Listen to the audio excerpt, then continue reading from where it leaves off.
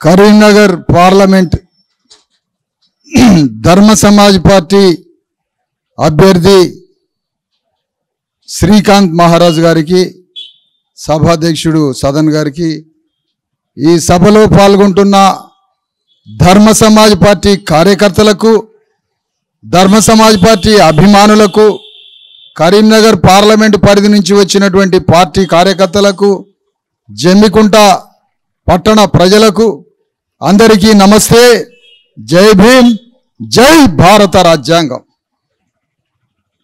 ఈరోజు దేశంలో పార్లమెంట్ ఎన్నికలు జరుగుతూ ఉన్నాయి. పార్లమెంట్ ఎన్నికలంటే మన బతుకుని మార్చే ఎన్నికలు.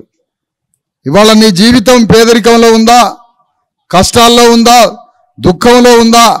ఈ దుఃఖం నుంచి నువ్వు బయటపడాలంటే ఈ జరిగే పార్లమెంటు ఎన్నికలలో విప్లవం వస్తే నీ జీవితం మారినట్టే. మరి ఈ పార్లమెంట్ ఎన్నికల్లో ఏమైనా విప్లవం వస్తుందా అంటే ఏమీ లేదు. విప్లవం 75 ఏళ్ల క్రితం స్వాతంత్రం రాకముందు ఏ జమీందారులు, ఏ దొరలు, ఏ రాజులు, ఏ వెలమరాజులు, ఏ రెడ్డి రాజులు, ఏ భూస్వాములు, ఏ పారిశ్రామికవేత్తలు ఈ దేశాన్ని పరిపాలించారో మళ్ళా పార్లమెంట్ ఏర్పడ్డాక కూడా వాళ్ళే పరిపాలిస్తున్నప్పుడు మన బతుకు ఎట్లా మారుతుంది? మారదు కదా. అందుకనే అంబేద్కర్ ఇదంతా ఊహించి ఆనాడు కోటాను కోట్ల మంది శ్రామికులైన బీసీ ఎస్సీ ఎస్టీలైన పేదవాళ్ల చేతిలో ఓటనే గండ్రగొడ్డలు పెట్టిండు మన చేతిలో. ఈ ఓటనే గండ్రగొడ్డలితో భూస్వాములని, రెడ్డి రాజులని, వెలమదొరలని, ఠాగూర్లని, క్షత్రియులని, బనియాలని, ఈ పెద్ద పెద్ద భూస్వాములు, పెట్టుబడిదారులు, దొరలైన ఈ అగ్రకుల భూస్వామ్య పెట్టుబడిదారి వ్యవస్థ మీద నీ చేతికిచ్చినటువంటి ఓటనే గండ్రగొడ్డలితో వాళ్ళ అధికారాన్ని నరికిపారేయమని మన చేతిలో గండ్రగొడ్డలు పెట్టాడు అంబేద్కర్. కానీ ఆ గండ్రగొడ్డలితో మనం అగ్రకుల ఆధిపత్యాన్ని నరకలే. మన చేతికిచ్చిన అంబేద్కర్ మన చేతికిచ్చిన ఓటనే గండ్రగొడ్డలితో నీ తలరాత మార్చుకోమని చెబితే, ఓటనే గండ్రగొడ్డలితో నీ విధిరాత మార్చుకోమని చెబితే, ఓటనే గండ్రగొడ్డలితో నీ పేదరికాన్ని మార్చుకోమని చెబితే, ఆ ఓటనే గండ్రగొడ్డల్ని 100 రూపాయల కోట్ర సీసాకి అమ్మేసినావు. మనకి తెలియక, జ్ఞానం లేక, ఆత్మగౌరవం లేక రోజు మనం అమ్ముడుపోతున్నాం. మన అమ్ముడుపోయే బానిసత్వాన్ని, మన అమాయకత్వాన్ని ఆసరా చేసుకొని మళ్ళీ దొరలే పోటీ చేస్తున్నారు ఈ ఎన్నికల్లో. అందుకని ఈ భారత పార్లమెంటు ఎన్నికలు మన తలరాత మార్చే ఎన్నికల్లో మన అణగారిన వర్గాలకి రాజకీయ వేదిక లేకుండా చేసింది ఈ వ్యవస్థ. అన్ని పార్టీలు అగ్రకులాలే. దేశంలో 10% లేని అగ్రకులాలకి 100 పార్టీలు ఉన్నాయి. 90% ఉన్న అణగారిన కులాలకి రాజకీయ పార్టీయే లేదు. మనకి కాంగ్రెస్ పార్టీ అగ్రకులాలదే, తెలుగుదేశం పార్టీ అగ్రకులాలదే, బీఆర్ఎస్ పార్టీ అగ్రకులాలదే, బీజేపీ పార్టీ అగ్రకులాలదే, కమ్యూనిస్టు పార్టీ అగ్రకులాలదే. మొత్తం పార్టీలు దొరల పార్టీలే. ఆ దొరల పార్టీల మీద యుద్ధం చేయడానికి 90% అణగారిన వర్గాల తరఫున తెలంగాణ భూమిని చీల్చుకుంటూ పుట్టిందే ధర్మ సమాజ్ పార్టీ అని మీ అందరికీ తెలియజేస్తున్నా. ఆ ధర్మ సమాజ్ పార్టీ తరఫు నుంచి కరీంనగర్ పార్లమెంటు నియోజకవర్గం నుంచి ఒక మాదిగ కులంలో పుట్టిన, అణగారిన కులంలో పుట్టినటువంటి ఒక చిలివేరు శ్రీకాంత్ని బీఆర్ఎస్ దొరల మీద, కాంగ్రెస్ దొరల మీద, బీజేపీ దొరల మీద యుద్ధం చేయడానికి శ్రీకాంత్ని యుద్ధరంగంలో నిలిపామని మీ అందరికీ తెలియజేస్తా ఉన్నాను. ఈరోజు చిలివేరి శ్రీకాంత్కి ఒంటి మీద జతబట్టలు తప్ప పైసా లేదు, ఆస్తి లేదు, డబ్బులు లేవు, ఇల్లు లేదు, ఏమీ లేదు. అంబేద్కర్ దయ వల్ల ఎంటెక్ దాకా చదువుకున్నాడు. అంబేద్కర్ వల్ల బీటెక్ ఎంటెక్ చేసినాక నా దగ్గరకు వచ్చిండు. ఉద్యమంలో పరిచయం అయిండు. 9 సంవత్సరాల క్రితం శ్రీకాంత్ పరిచయం అయితే ఆ రోజు ఒకటే మాట అన్న, శ్రీకాంత్ నువ్వు ఒక కార్యకర్తగా నాకు ఈరోజు పరిచయం అయినావు. ఒక చిన్న కార్యకర్తగా బీటెక్ ఎంటెక్ చదువుకొని నా దగ్గరకు వచ్చినావు. నువ్వు నా దగ్గరకు వస్తున్నావంటే ఏనాటికైనా నువ్వు కరీంనగర్ పార్లమెంటుకు పోటీ చేయాలని 9 ఏళ్ల క్రితమే చెప్పాను ఇతనికి. ఆ చెప్పిన ప్రకారమే పని చేసుకుంటూ విశ్వాసం, నమ్మకంతో సిన్సియర్ కార్యకర్తగా పని చేసుకుంటూ 8-9 ఏళ్లలో ఈ రోజు కరీంనగర్ పార్లమెంట్లో అగ్రకులాల గుండెల మీద యుద్ధం చేయడానికి బయలుదేరిండు శ్రీకాంత్. ఏమున్నది శ్రీకాంత్ దగ్గర? సెంటు భూమి లేదు. కానీ వెలమదొర బీఆర్ఎస్ తరపున వెలమదొర, కాంగ్రెస్ తరపున వెలమదొర, బీజేపీ తరపున పటేల్ దొర, ఈ ముగ్గురు దొరలతో యుద్ధం చేస్తా ఉన్నాడు. ఒక పార్టీ ఏమో బీజేపీ రిజర్వేషన్లకు వ్యతిరేకమట, బీజేపీ రాజ్యాంగానికి వ్యతిరేకమని కాంగ్రెస్ చెప్తా ఉన్నది. నేనంటున్నా బీజేపీ సనాతన ధర్మం నుంచి పుట్టింది. బీజేపీ పుట్టింది సనాతన ధర్మం. సనాతన ధర్మం అనేది పూర్వకాలపు సాంప్రదాయం. ఆ సాంప్రదాయమే చట్టరూపమే మనుధర్మం. అంటే సనాతన ధర్మ సాంప్రదాయమే, దాని చట్టరూపమే మనుధర్మ శాస్త్రం. ఈ సనాతన ధర్మం మనుధర్మం ఏం చెప్తుందో తెలుసా? మనుధర్మం ఏం చెప్తున్నది, సనాతన ధర్మం ఏం చెప్తుందో తెలుసా? మనం చదువుకోకూడదు, మనం రాజ్యాధికారం చేపట్టకూడదు, మన జ్ఞానంలో భాగస్వామ్యం ఉండకూడదు, భూమిలో భాగస్వామ్యం ఉండకూడదు, మనకి చదువు లేదు, భూమి లేదు, రాజ్యం లేదని చెప్తా ఉంది. ఇప్పుడు రేవంత్ రెడ్డి ఏమంటాడు? బీజేపీ పార్టీ సనాతన ధర్మం పార్టీ, బీజేపీ పార్టీ మనుధర్మం పార్టీ, అది ఆర్ఎస్ఎస్ పునాదిగా చెప్పింది, ఆర్ఎస్ఎస్ పునాదిగా పుట్టింది అని చెప్తున్నాడు రేవంత్ రెడ్డి.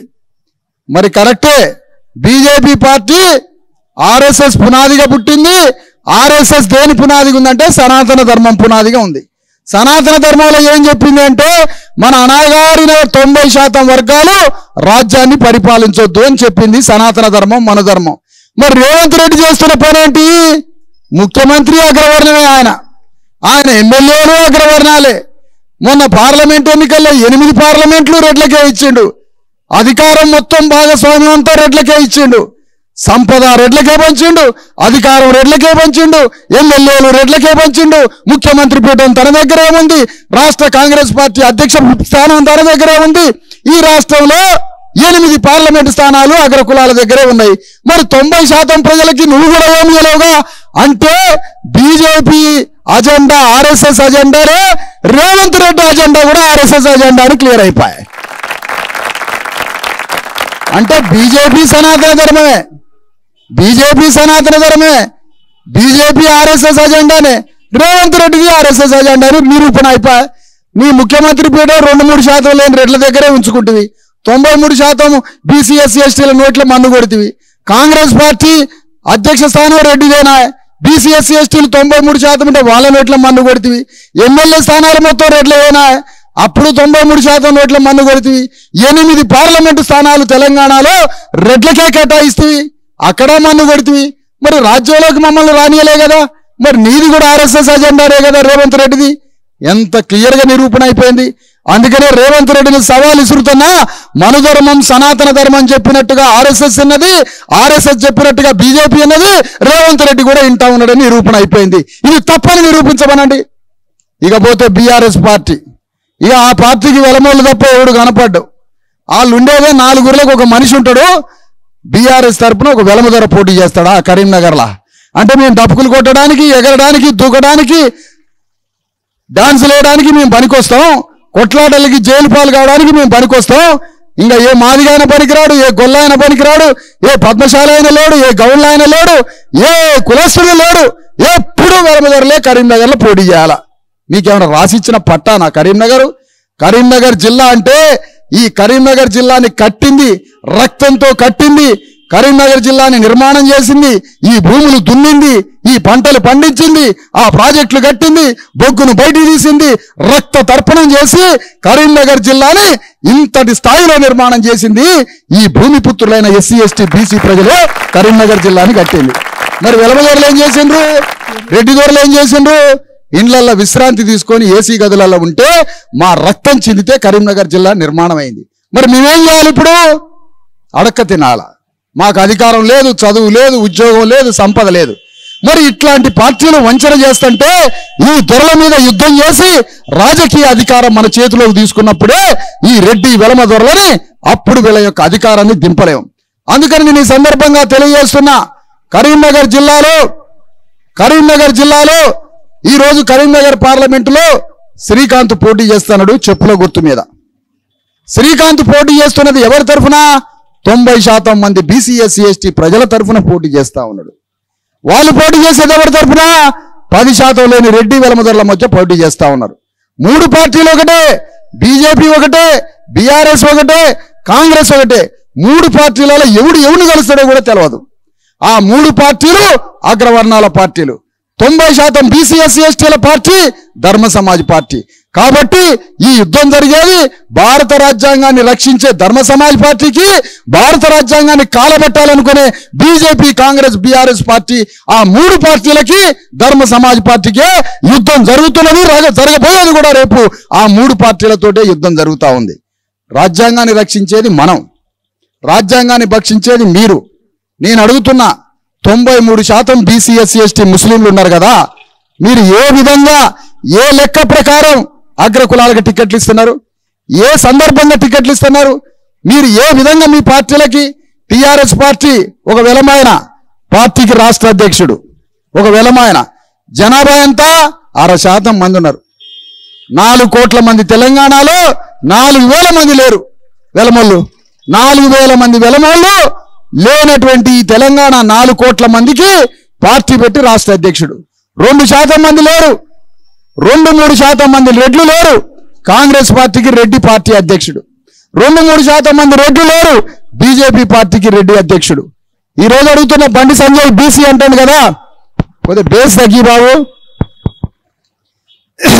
బండి సంజయ్ బీసీ అంటాడు కదా, పార్లమెంటులో కులగణన చట్టాన్ని ఎందుకు అమలు చేయట్లే? బీసీలు, ఎస్సీలు ఎంతమంది జనాభా ఉన్నారో లెక్క పెట్టాలి ఈ కులగణన అని అంబేద్కర్ చెప్పిండు. మరి ఒక బీసీ అయినా ఒక బండి సంజయ్ కులగణనని ఎందుకు పార్లమెంటులో దాని గురించి మాట్లాడట్లేదో బండి సంజయ్ చెప్పాలి. 2, పార్లమెంటులో, అసెంబ్లీలో, చట్టసభల్లో బీసీలకి రాజకీయ రిజర్వేషన్లు కావాలా? ఎస్సీ ఎస్టీలకు రాజకీయ రిజర్వేషన్లు ఎట్లున్నాయో బీసీలకు కూడా చట్టసభల్లో రాజకీయ రిజర్వేషన్లు కావాలా? దాని గురించి ఈ బండి సంజయ్ ఎందుకు పోరాడటం లేదు? 2 ద్రోహం చేసిండా? 3వది, మహిళా బిల్లులో మళ్ళా బీసీ మహిళలకు ఉపకోట కావాలి, దాని గురించి ఎందుకు పోరాడట్లే? అంటే 3 బిల్లులు మన అణగారిన కులాల కోసమే. ఆ 3 బిల్లుల గురించి బండి సంజయ్ ఎందుకు పార్లమెంట్లో మాట్లాడలేదని చెప్తున్నా. 4వది కులగణన, చట్టసభల్లో బీసీలకు రిజర్వేషను. 3వది మహిళా కోటలో ఉపకోట. విద్య, అందరికీ విద్య కావాలి, అందరికీ ఉచితంగా కార్పొరేట్ విద్య కావాలి.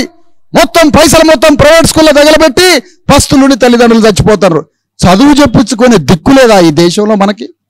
అమెరికాలో ఇట్లనే ఉందా? బయట ప్రపంచ దేశాల్లో ఇట్లనే ఉందా? అసలు చదువు కోసం తల్లిదండ్రులు ఇంత భయపడతారా? వేరే దేశాల్లో బిడ్డల్ని స్వర్గం లాంటి స్కూల్స్ ఇంటికి వచ్చి పిల్లల్ని తీసుకొని వెళ్ళిపోతారు. మా దగ్గరే తింటారు, మా దగ్గరే చదువుతారు, మీరే ఉద్యోగాలు ఇప్పిస్తామని తీసుకుపోతారు. మన కాడ పోరగాళ్ళని చదివేయాలంటే గజ గజ భయపడాలా మనం? ఇంత దుర్మార్గంగా ఉంటుందా? ఒక బ్రాండ్ సీసా మీద కొంటే 60 రూపాయలు, 100 రూపాయలు సీసా కొంటే వాడి బొంద మీద, గవర్నమెంట్ మీద 60 రూపాయలు కొడతాను. ఈ డబ్బులు ఏం చేస్తాను? నువ్వు ఏ సరుకులు కొన్నా, ఏ మందు కొన్నా, ఏ వస్తువు కొన్నా 100కి 20 రూపాయలు గవర్నమెంట్ కడతాను. వీడేమైనా ఉచితంగా ఇస్తాడా మనకి? ఇన్ని రకాలుగా దోపిడీ చేస్తున్నదే ఈ పార్టీలు. మరి మనకేమి ఇస్తుంది అని అంటున్నా. ఆ విధంగా బండి సంజయ్ పార్లమెంట్లోకి పోయి 3 బిల్లుల కోసం కొట్లాడలే, విద్య కోసం కొట్లాడలే. మనందరం ఏదైనా ప్రైవేట్ హాస్పిటల్కి పోవాలా, గవర్నమెంట్ హాస్పిటల్కి పోయి చస్తాం. ప్రైవేట్ హాస్పిటల్కి పోతే అప్పుల పాలై అట్లా చస్తాం. అంత సావులే. ఒక వైద్యం బిల్లు కోసం పోరాటం లేదు ఆయన, ఒక విద్య బిల్లు కోసం పోరాటం లేదు, ఒక మహిళా బిల్లులో బీసీలకి ఉపకోట కోసం లేదు, చట్టసభల్లో రిజర్వేషన్ బీసీలకి లేదు, మరి కులగణన సిద్ధాంతం మీద పోరాడలేదు. కరీంనగర్ జిల్లాలో ఉన్న అభివృద్ధి కోసం నువ్వు పోరాడినప్పుడు ఎందుకోసం ఓటేయాలని అంటున్నా నేను. దేనికోసం ఓటేయాలి అని అంటున్నా. ఇల్లు గాలి చస్తున్నాం, ఇంట్లో 4 మనుషులు చస్తున్నారు. నేను మిమ్మల్ని ఒకళ్ళనే అడుగుతున్నాయా, ఈ భూమి మీద ఒకళ్ళు సమాధానం చెప్పండి. ఇంటికి పెట్రోల్ పోసి నిప్పు పెట్టి ఇల్లు మొత్తం కాలి బూడిదైతుంటే జై శ్రీరామ్ అంటే వాడు బాగుపడతాడా? అర్జెంటుగా మంటలార్పితే బాగుపడతాడా? చెప్పండి. ఎవడనే నాకు మంటలారిపోతే ఏమారద్దు, నేను జై శ్రీరామ్ అంటే మంటలు పోతాయని ఎవడన్నా అన్నాడా భూమి మీద ఇంతవరకు? ఎక్కడన్నా అంటాడా? వాడు కాలి బూడిదైతుంటే అర్జెంటుగా మంటలార్పండా అంటాడు. కానీ నా మంటలారిపోద్దు జై శ్రీరామ్ అంటే మంటలు ఆగిపోతాయని ఎవడన్నా అన్నాడా? ఇప్పుడు బీజేపీ అదే అంటుంది. నువ్వు కాలిపోతున్నా జై శ్రీరామ్ అను, నీ కడుపులో తిండి లేకపోతున్నా జై శ్రీరామను, నీకు చదువు లేకపోయినా జై శ్రీరామను, నీకు భూమి లేకపోయినా జై శ్రీరామను, నీకు పౌష్టికారం లేకపోయినా జై శ్రీరామను, అందరూ కొట్లాడుకొని సస్తున్నాను జై శ్రీరామను. కానీ జై శ్రీరామ్ అనేది దేశం బాగుపడి మనుషులంతా బాగుపడి మనమంతా బాగుపడితే అప్పుడు జై శ్రీరామ జై కాంచీరామ అని అంటాం. కానీ మనిషి మంటల్లో కాలిపోయి బూడిదయ్యేవాడిని పట్టుకొని మంటలు ఆర్పకుండా, అతని మీద నీళ్లు చల్లకుండా, అతని మీద మందు రాయకుండా నువ్వు జై శ్రీరామ్ అంటే కాలి బూడిదైపోతాడు. ఇవాళ దేశంలో బీజేపీ చేస్తున్న పని అదే. మంటల్లో దేశం కాలిపోతుంది, ఆకలితో కాలిపోతుంది, తిండి లేక కాలిపోతుంది, బట్ట లేక కాలిపోతుంది, ఉద్యోగం లేక కాలిపోతుంది, భూమి లేక కాలిపోతుంది, జ్ఞానం లేక కాలిపోయి దేశంలో 100 కోట్ల మంది ప్రజలు కాలిపూడిదైతే ఆ 100 కోట్ల మందికి ఇవేమి ఇవ్వకుండా నువ్వు జై శ్రీరామను జై శ్రీరామన్ అంటే అంతకన్నా మతోన్మాదం ఇంకొకటి ఉందా అని వేదిక మీద నుంచి ప్రశ్నిస్తా ఉన్నా. ఆకలి అయ్యేవాడికి తిండి పెట్టవా, బట్ట లేని వాడికి బట్ట ఇవ్వవా, భూమి లేనివాడికి భూమి ఇవ్వవా, చేతిలో పని లేనివాడికి పని ఇవ్వవా, ఆత్మగౌరవం లేకుండా అమాయకుల్లాగా బానిసల్లాగా చేస్తున్న ఈ ప్రజలకి ఇవన్నీ వేయకుండా పిచ్చి పట్టినట్టుగా జై శ్రీరామ్ అంటే ఏమొస్తుందని అంటానా? ఎస్, బరాబర్ అంటాం. ఎప్పుడంటాం? ఈ దేశం మాకు చేయాలా, ఈ దేశం మాకు అన్ని సహకారాలు అందించాలా. అందుకనే ఈ రోజు అంటున్నా, మతోన్మాదం ఎంత ప్రమాదమో కులాధిపత్యం కూడా అంతే ప్రమాదం. బీఆర్ఎస్ మతోన్మాదం అనకపోవచ్చు, కానీ కులాధిపత్యం, బీఆర్ఎస్ ది కులాధిపత్యమే, కాంగ్రెస్ ది కులాధిపత్యమే, బీజేపీది మతాధిపత్యము కులాధిపత్యమే. ఈ ముగ్గురిది కుల మతాధిపత్యాలు కాబట్టి ఈ ముగ్గురు మాకు శత్రువులే. 90% బహుజనులైన బీసీ ఎస్సీ ఎస్టీల తరఫున ధర్మ సమాజ్ పార్టీ చెప్పుల గుర్తు మీద పోటీ చేస్తుంది. మీరంతా చెప్పుల గుర్తుకు ఓటేసి కరీంనగర్ బీసీ ఎస్సీ ఎస్టీల ఆత్మగౌరవ జెండాను ఎగరేసి మనం తెలంగాణలో ఢిల్లీలో మనమే బీసీ ఎస్సీ ఎస్టీల రాజ్యంలో సింహాసనం మీద కూర్చొని మన కన్నీళ్ళని కష్టాలని పరిష్కరించుకుందామని తెలియజేస్తూ ధర్మ సమాజ్ పార్టీ కరీంనగర్ లోక్సభ అభ్యర్థి మన శ్రీకాంత్ చెప్పుల గుర్తుకే, శ్రీకాంత్ చెప్పుల గుర్తుకే, శ్రీకాంత్ చెప్పుల గుర్తుకే, శ్రీకాంత్ చెప్పుల గుర్తుకే, ధర్మ సమాజ్ పార్టీ శ్రీకాంత్ చెప్పుల గుర్తుకే.